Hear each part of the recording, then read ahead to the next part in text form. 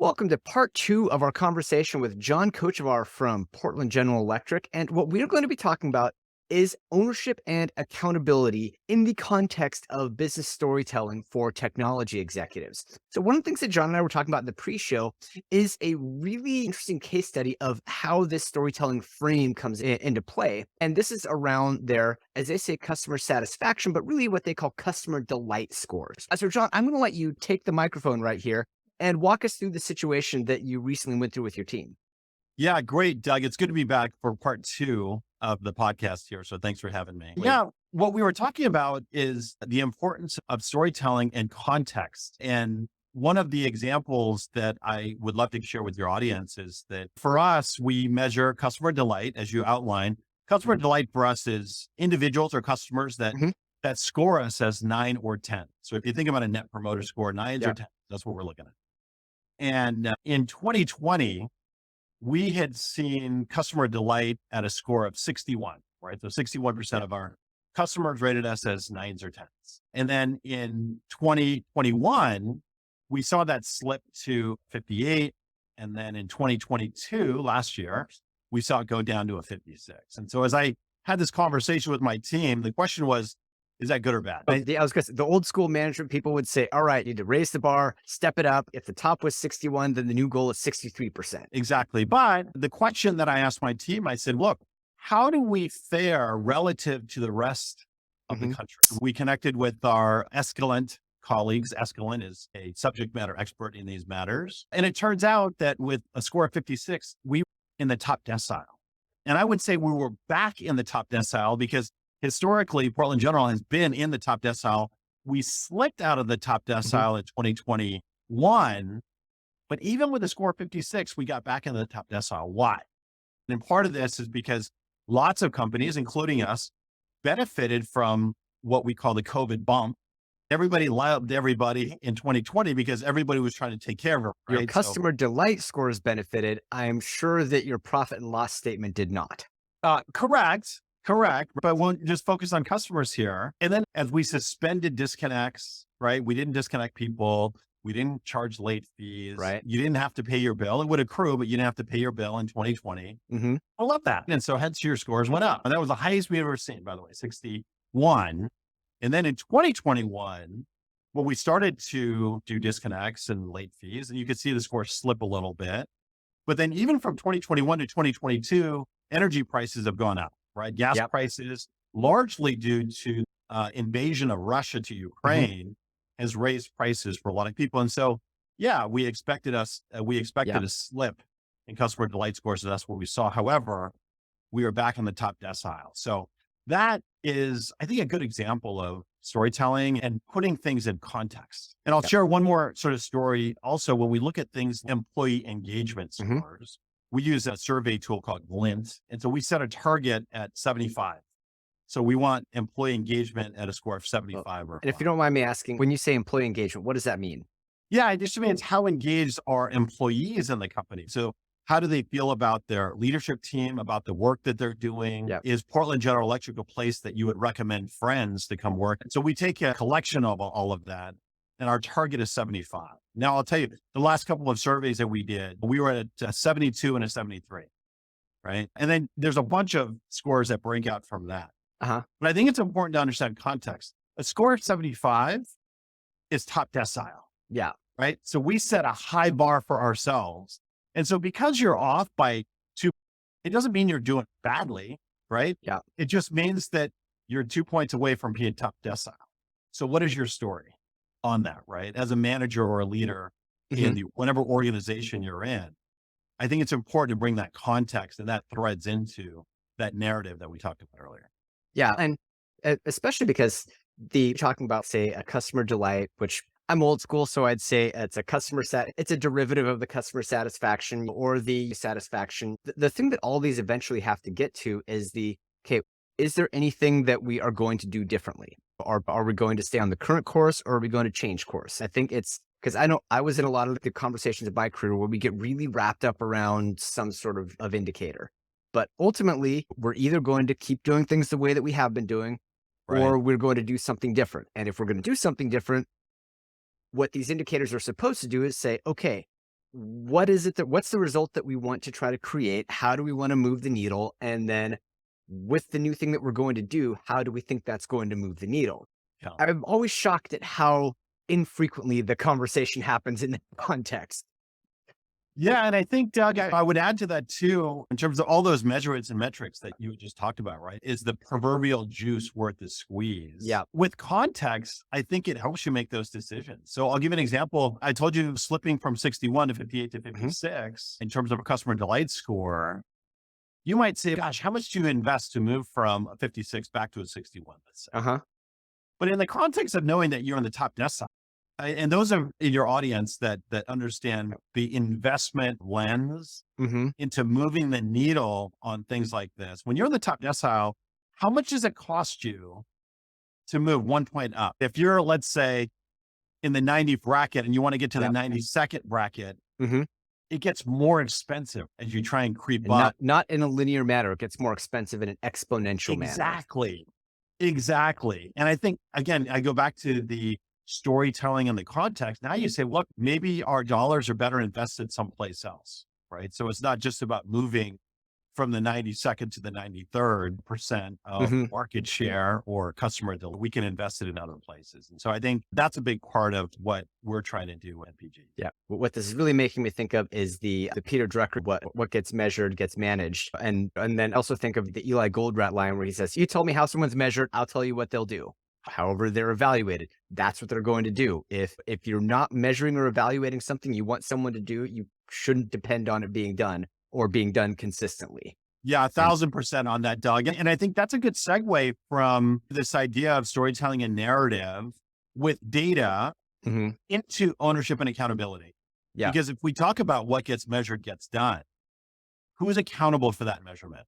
And in theory, it's going to be some individual or Mhm, manager that's accountable for this. And one of the challenges that I have seen, and I'm sure many in your audience have seen, is this diffusion of accountability. Because when you get accountability, that's things don't get done in those areas. And I think that's a big part, in my opinion, of what good leadership looks like. Our individuals are willing to take accountability and say, I own it, yep. right? Give it to me. And in fact, I would offer that I think the best of us that do that are the ones that can accelerate our careers even more, Yeah. because then people don't want to take accountability for tend to be the hardest things in the organizations that we operate in. Correct, correct. And there's a tension here that I'd like to get your thoughts on because on the one hand, if you have full accountability, that can very easily lead to a blame culture. We see that's the old school business way of doing things, right? Is that there's a list of things that you're accountable for. If it doesn't get done, it will be very clearly pointed out that it's your fault. I think people realized that that was toxic, and so there was this trend toward a blameless culture.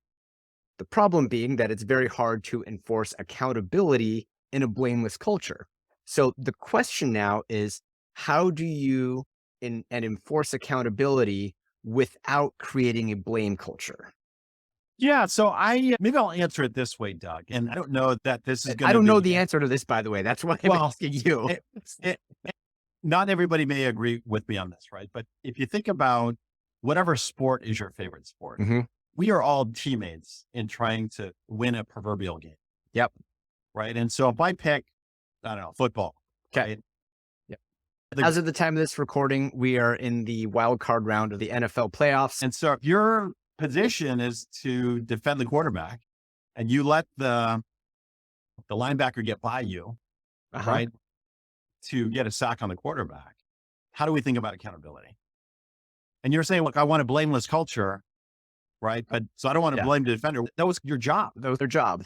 to do that, right? Yep. So maybe I'd frame it differently. And there is blame on this, right? That is what accountability is all about, though, right? Now, instead of me saying, hey, John, you should have blocked the linebacker before they came in, my preference is that I stand up and say, you know what, that was my miss. I'm going to Yep. do 1, 2, and 3. That's never going to happen again. In business and in life, I think Mhm. stuff happens, right? Yeah. But if you repeat your mistakes, that's a problem. Yeah. And I think if we can create a learning culture, that to me is a big part of this idea of ownership and accountability. Yeah. At the end of the day, Portland General Electric is a publicly traded company. Mhm. Any organization has their CEO, president, top leader, right? And if something goes sideways, who is held accountable? At the end of the day, if something happens in that Yeah. organization, who is held accountable? And I would argue that it's the CEO, it's the Yeah. president, it's whoever's leading that organization, right? That Yep. has And always been the case. I think it will always be the case. So why should there be a diffusion of accountability when it gets beneath the CEO or the mhm, president, right? And I think ultimately it's the president or the CEO or the head of the organization that holds their leaders accountable, and those leaders hold their leaders accountable. yep. I think that's what makes for an effective organization. And the last thing that I would say, Doug, is that to the extent that you don't do that, all of your best talent will leave. I Yes. guarantee you that, because the best of us want to work with the best leaders. And I think the best leaders Mhm. hold people. Yeah. So I think that's the headset that I bring to this. Yes, and you were mentioning a little earlier about the importance of being able to make mistakes and move forward. Because accountability cultures, it's really inadvertently create a culture where people desperately try to avoid responsibility for mistakes. But the thing is, if you're not making mistakes, if everything is going 100% according to plan, that means you're moving about half as fast as you otherwise could be. And because in the tech industry, the old adage was move fast and break things. In tech, they'd say if you're not embarrassed by your first product release, you're not moving fast enough. And so I think that's another degree of observation that needs to be put onto an accountability culture, which is that if people aren't making mistakes or aren't missing their goals on a regular basis, that means that they're probably trying to sandbag their expectations so that they're easy to overcome and they're not pushing themselves. So I think this is another thing you have to be really cognizant of is that if you are pushing yourself to consistently improve, you will not always meet your goals or commitments. And that is actually a natural part of being on a growth trajectory. I think that's right, Doug. And when I think about this idea of failure, which I think is a great sort of topic to Yeah. unpack, but we think about ownership and accountability and telling a narrative. And I'll tell you selfishly, and maybe the secret between me, you, and your audience, I relish those discussions. Like when I fall down a Hmm. lot, man. And if I get somebody that criticizes me, you could have done A, B, and C. Right. And in my office over here, I've got a sign here that is The Man in the Arena, which Hmm. is from Teddy Roosevelt. And if your audience hasn't read it, I highly encourage them to, right? Because it is not the critic that counts in this. Yeah. But I relish those discussions because when the critic comes to talk to me, right, about my failure, we have a very robust discussion about it, about how I tried. My question to that person is, what have you done lately Yep. besides being a critic? Because right now, you're just wasting my time. And the reality is, in my opinion, I look at somebody like Brene Brown, right? And I Uh-huh. love the way that she frames it. She said, "Okay, look, if you're not in the arena with me," Hmm. using the man in the arena Yeah. analogy, if you're not in the arena with me, I care a lot less about your feedback. You come in the arena with me, and then we can have a robust Yeah. discussion how we can make this better. But if you're just please step aside. It is far easier to be on the outside looking in saying, why didn't you X, Y, and Z than to be in there trying to do things in real time. Because the other thing when you get outside criticism that people never really take into account is that you'll get criticized for one thing that did or didn't happen. But usually there are about 50 different things that are going on at the same time as that one thing. And this one thing has to be balanced against all the other things that are going on. This happens for everybody. To me, that's the real basis of why that's so true is because nobody's ever just doing one thing. Right. Think about companies like a SpaceX. I share Uh-huh. this with my team. And so Elon Musk aside, let's just put a pin in that, right? And whatever your opinion is on him, but I was just thinking about the folks that show up to SpaceX every day, Yeah. right? To create a spacefaring humankind, right? Yeah. For interstellar travel. How many people show up to SpaceX every day and say NFW, right? No Yeah. freaking way that we're going to get to Mars and colonize. That's Uh-huh. ridiculous. The people that show up to SpaceX every day, they're thinking, oh yeah, I'm going to make this happen. I'm going to have a Hmm. fingerprint in this. And they are trying and failing every single day. And I love that. I'm inspired by that. Uh-huh. And I think the best of us want the opportunity to fail, right? Want the opportunity to try because you're going to try, fail, rinse and repeat. And then Yeah. I think for the best of talent that's out there, that's the kind of environment that they thrive in. Yeah. I think and I think one of the things that came to mind when you were talking about this, and I'm probably going to get the numbers wrong, but there was a study I saw one time where what it was based on survey polls of sanitation, janitorial, housekeeping staff of the NASA facilities during the space race in the 1960s. And I think it was about 60 to 70% viewed it as just a job. And about 20 to 30-ish% viewed it as this is something that I'm here to do my best at. And Yeah. about 10 to 15% said, I'm here to put a man on the moon. Ama- Look at those three frames, the exact same job. Yes. You're talking about cleaning bathrooms, three completely different frames. One person views it, what they're doing, as a mission, whereas other people view it as just a job. Same Yes. work, same stuff. And I think that to me is what leadership is really about. Yes. And this is where storytelling comes in, is to say, hey, Yes. look, there is a mission that we are doing here, or really selling that mission. Because as you were talking about before, understanding that why, because that why is how you connect the mission to the job. Yes. And what is the story you tell yourself Yeah. when you go to work every day? What is the story that you're telling your team when you're talking to them every day? And I think it makes all the difference, Doug. And I love that example Yeah. because I think when people show up to work, that 10% Mhm. of the custodial staff that's showing up to work, Yeah. they're saying, look, this is a mission. Yeah. I'm going to put a person on the moon and I'm going to do the best Yeah. job that I can Yeah. today. And And I'm going 'cause to take you ownership yeah. and accountability because that is my fingerprint. That is the position Mhm. that I play in this game of putting Yeah. somebody on the moon. I Yeah. Well, love because like about 5 to 10% of people will be like that on their own. I think the real challenge for leaders is to grow that mission, that population of mission identified people. Because a certain amount of people are going to be highly motivated and mission identified, irregardless of what's going on around them. Another small percent, that it doesn't matter what you do, you're never going to crack their shell. But what leaders can do is move the needle on how many people are mission identified. Yeah, 100%. Another thing that I would just add on ownership and accountability, Doug, is, and this will be a little secret that I'll share with you in the audience. Whenever I talk about things like ownership and accountability, Mhm. you talked earlier about it's easy to get into the blame game, right? And Yes. this is going to be different depending on who you are, what kind of business you're in, what kind of Mhm. organization you're in. But I relish this idea of, particularly like in IT, right? Mhm. You've got a lot of business partners that will often point their fingers. If IT only did X, Y, Z, then this would have been successful. I relish those conversations as well. Not only because of the man in the arena. Hey, look, I fall down all the time. What Mhm. have you done lately? But I'd also say, look, I will take that full accountability, even though oftentimes it's not all IT, let's say, but I will take it. But if you're going to give me that accountability, then I want the whole thing. Then you give me your organization, they're going to report to me. And then you can give me full accountability on this. But right now, this diffusion of accountability and pointing right to IT because we didn't do our part, that's nonsense. Yeah. But I will take it if you give it all to me. And I'll tell you what, that is a great way to grow careers. Yeah. And I'll tell you what, your business partner is going to say, well, I didn't really mean that. And I said, what did you mean exactly? Then what did you mean? Because Exactly. for So every matrix organized company, this is a consistent challenge because what'll end up happening is any one function is going to have key dependencies on 4 to 5 different functions. And so then that means that unwinding the yarn of accountability ends up being more complicated than a lot of people would really understand. yeah, but I would invite your audience to Yeah. try it right one day. And when you're talking to somebody, you're like, wait a second, maybe I did fall down on this thing, but I didn't get the requirements right, or your person wasn't engaged as much as they should have been. Let me just own the whole thing.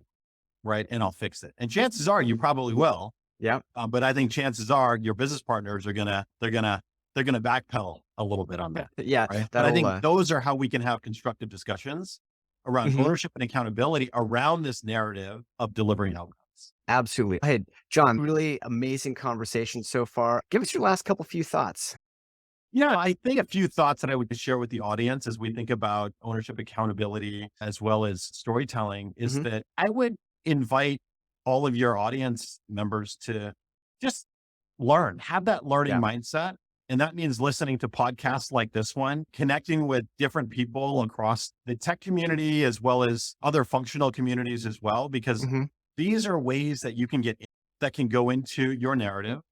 And these are ways that you can get inputs to just, growing, I think, as a leader. And I Yeah. think if we all can think of ourselves as having much more agency in the work that we do, personally and professionally, and you get out of the sort of the victim mentality, oh, woe is me, because XYZ happened to me. And if it didn't, then I'd be in a better place.